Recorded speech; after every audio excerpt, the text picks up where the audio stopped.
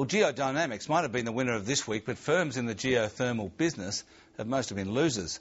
Geothermal energy, which is where the heat of the earth is used to drive electric turbines, was seen as a promising renewable alternative to coal for baseload power generation. But lately the sector has been struggling to get either investor or policy support.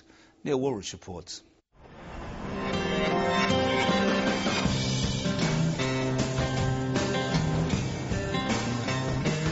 It's the new frontier for Australia's mining industry explorers.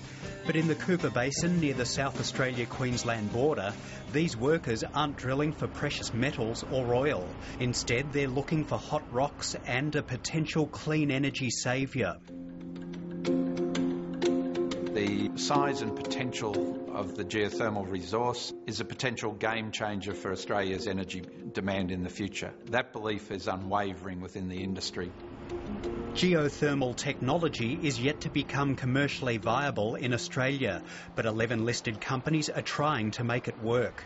Geodynamics is the biggest of those, with a market value of $145 million and hopes of generating more than a fifth of Australia's current baseload capacity. The resource has a tremendous potential. Geodynamics has the potential to be supplying well over 6,500 megawatts of clean, emission-free renewable power. That, with the rest of the industry, can play a significant contribution to Australia's energy demand. Geothermal works in other places like California and Iceland, which gets all of its electricity from volcanic steam that comes to the surface naturally.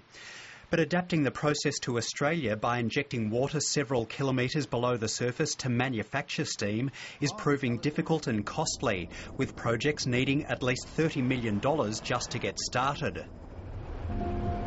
Australia's second biggest listed geothermal company, Petrotherm, says its Paralana operation, 600 kilometres north of Adelaide, could produce power as early as next year. In the next couple of months, when we commence our fracture stimulation process, we'll be far clearer about our ability to create the flow rates that we need between those two wells. We'll have a fair bit of data, and that'll take quite a bit of risk out of the project. I don't think there are too many doubts amongst the people who actually know what they're doing.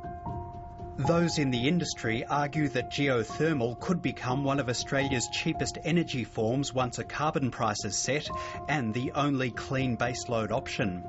Geothermal has so far been allocated $200 million out of the Commonwealth's $5 billion Clean Energy Fund. But Susan Jean says that's not enough to help calm jittery private sector investors.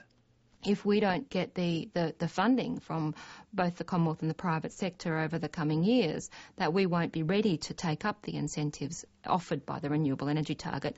And in fact, what you'll get is a terrific boost for the wind industry.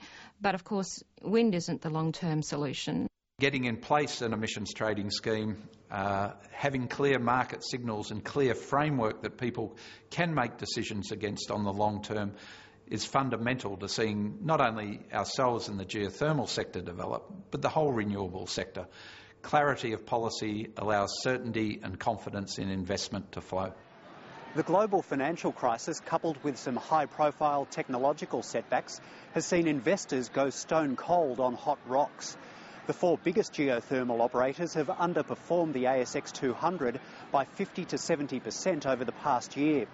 The question now for the industry is whether investors have the patience and the spare money to persist for several more years in the hope that geothermal will eventually produce profits. To get to commercial operation is going to take several years.